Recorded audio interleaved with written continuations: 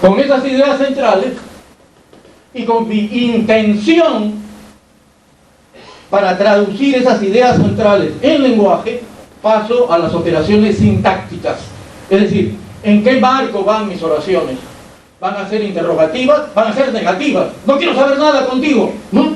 O sea, negativas. No te presto nada, devuélveme mi plata primero. No voy a actuar de esta manera, tú nunca cumples tus promesas, ¿no? Es decir, operaciones sintácticas. ¿Qué tipo de oración voy a sacar? Para los que hablamos español, esto es muy automático. Cuando hablamos otra lengua, esto puede volverse muy difícil. Acá usamos nuestra estructura mental organizadora de los significados, de los contenidos proposicionales y de las intenciones. Aquí apelamos ahora a las gramáticas sintácticas, a lo que comúnmente se llama gramática en la escolaridad.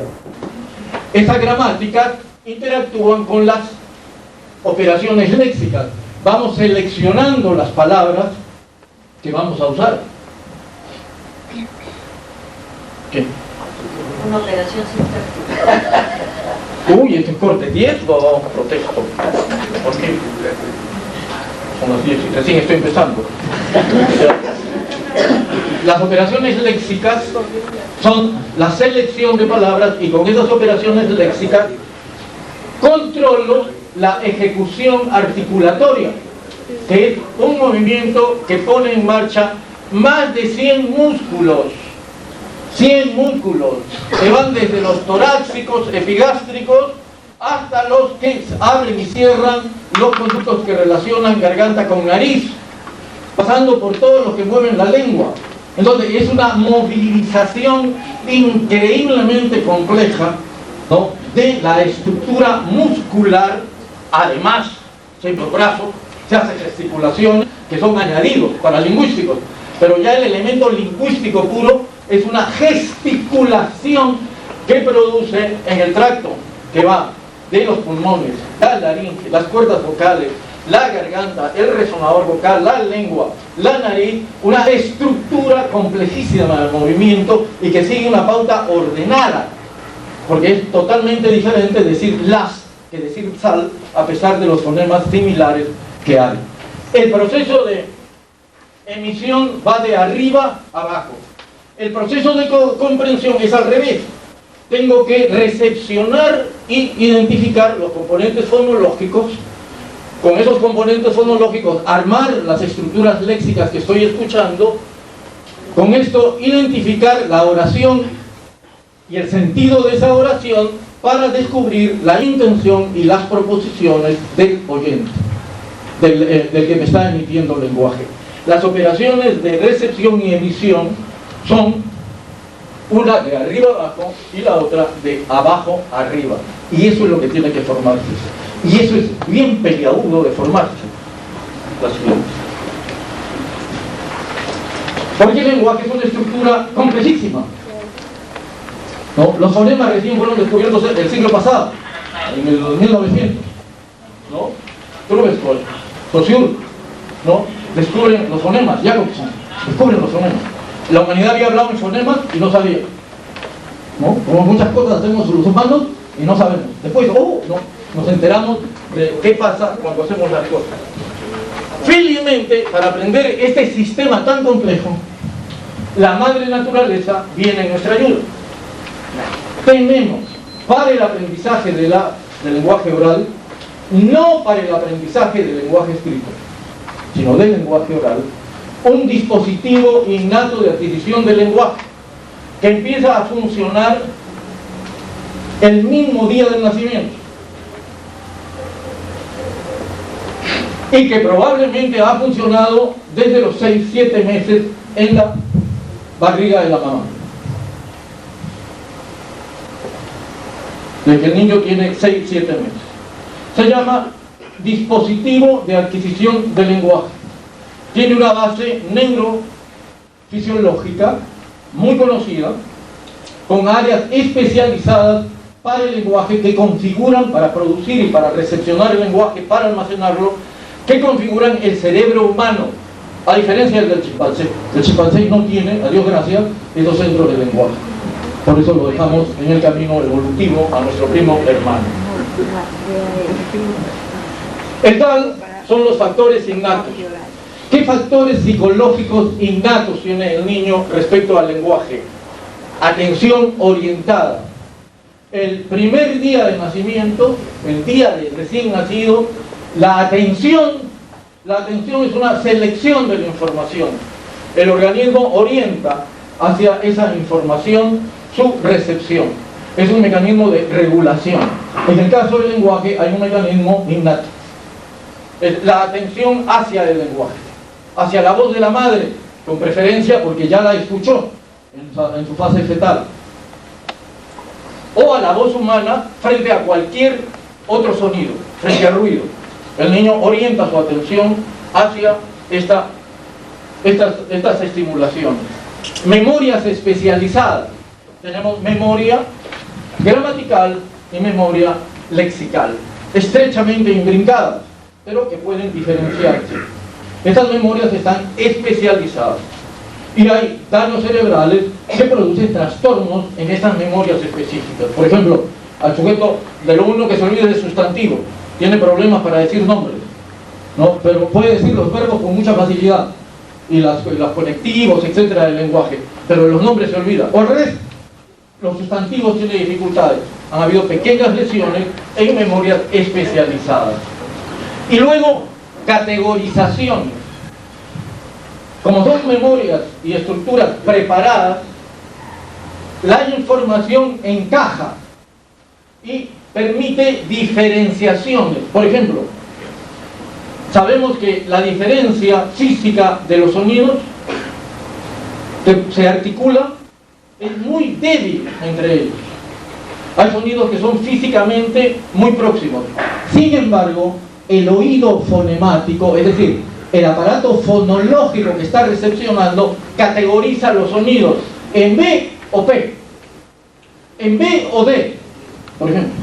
A pesar de que físicamente hay sonidos que pueden estar muy próximos, el oído no vacila. El oído dice, esto es B, esto es D. ¿No? Pueden tener error, pero categoriza. Categorizamos cuando segmentamos la realidad en bloques y venimos preparados para segmentarla en bloques. Ahora, obviamente, para que este DAL, el dispositivo de adquisición del lenguaje, funcione, tiene que tener disparadores. Los disparadores son del entorno. El entorno no crea el lenguaje. El entorno activa la competencia lingüística del niño, que está prefigurada, está innata, y la dibuja, la concretiza en la lengua o idioma. El sistema de apoyo social es la organización que los grupos sociales, especialmente la familia, establecen para activar el lenguaje del niño. Aquí la madre ocupa un lugar eje, un lugar central. Es la activadora fundamental del lenguaje. ¿Cómo debe desarrollarse el lenguaje? Especialmente en la fase que más nos interesa, 0 a 2 años, 0 a 4 años. La fase preparatoria para la escritura. Formatos lúdicos. El lenguaje debe adquirirse en términos de juego, organizado en juego, con una reducción al mínimo de todas las tensiones que conllevan los aprendizajes formales. Porque se trata de una cosa tan sustantiva para la vida que no hay que neurotizarla. No hay que cargarla de ansiedad ni cargarla de tensión. Es esencial. Entonces hay que aflojarla y aquí la madre juega con el niño y organiza. En el mundo andino tenemos un problema. Para el formato lúdico implica que la madre tiene que jugar con el niño e interactuar mucho con el niño verbalmente para incorporar la acción lingüística en el formato lúdico. En el mundo andino se habla muy poco con los niños, comparativamente, por razones culturales, ¿no? Los antropólogos a veces, con perdón de los antropólogos, le rinden pleitesía a ciertas formas culturales que son negativas para el niño, ¿no? Hay una forma cultural, no por el hecho de ser forma cultural, es positiva, ¿no? El hecho de que al nacer, por ejemplo, me pongan tablas en el cráneo y me eleven el cráneo como un pepino, como se realizaba por algunas culturas prédicas, no significa que lo aceptemos y digamos, no, hay que hacerlo ahora porque culturalmente es muy nativo. Es inadecuado porque eso produce daños cerebrales, disfunción cerebral, ¿no? Y lo mismo pasa con el lenguaje en las condiciones en las cuales se hace irregular el tratamiento del lenguaje. Poca estimulación al niño. Los programas dirigidos al mundo andino deben insistir fuertemente. Nosotros hemos encontrado empíricamente esta reducción que le dificulta al niño un quantum de experiencia crítica para activar bien su aparato lingüístico. Entorno afectivo, cariño, relación afectiva. La madre tiene que colgar dos cosas con el niño: el apego y el lenguaje. El apego como clave para la socialización y el llevar al niño hacia el desarrollo moral, al desarrollo de las convenciones y las reglas morales sociales. Y el lenguaje para las reglas de producción, representación y comunicación, básicamente, que tiene el lenguaje. Entonces, este elemento afectivo es fundamental. Miren, en el fin del desarrollo de esta relación está por un lado la moral y por otro lado el lenguaje, escrito como revolución cognitiva. Y aquí la importancia de la madre es básica para el enganchamiento al niño en la interacción lúdica, lingüística con un entorno afectivo. Y luego modelos congruentes. Por ejemplo, un padre que le habla quechua y español simultáneamente al niño, o una madre que le habla quechua y español, la madre. O sea, la madre frente al mamarrachito de 3 meses, 4 meses, 10 meses, 12 meses, 20 meses, le habla quechua y español. Obviamente el niño hace una mezcolanza increíble de los dos sistemas fonológicos, de los dos sistemas sintácticos, de los dos sistemas de vocabulario, y no tiene una estructura limpia de ninguno de los dos. La posibilidad de que sea un semilingüe es inmensa, no por el niño, es por una mala política lingüística en la crianza. No se orienta, ¿no? La madre debe hablar la lengua materna y exclusivamente esa lengua. Si hay otra habla, la que la habla el padre, pero que cada uno de ellos sostenga la lengua que habla. Si el padre habla español y la madre habla quechua, el niño va a salir bilingüe. Pero si padre habla quechua y español y madre habla quechua y español, el niño no tiene recursos discriminativos, no tiene cómo diferenciar los dos sistemas, porque el niño bilingüe, en un ambiente bilingüe, va a tener dos maquinarias del lenguaje como la que hemos visto en el cuadro pasado, y para que se forme necesita el elemento discriminativo, que papá le hable una lengua, que mamá le hable otra lengua, y con ellas configura las dos maquinarias diferentes. Entonces, cuando recibe el mensaje en español, identifica inmediatamente a la sonoridad de qué se trata y activa su maquinaria en español. Cuando le hablan en quechua, identifica la maquinaria quechua y activa esa maquinaria y la procesa. Cuando no hay discriminación, pasa lo que pasa en el Perú: una mezcla increíble con dificultades cognitivas. ¿Por qué? Porque se piensa con el lenguaje, entre otras cosas. La siguiente, antes que me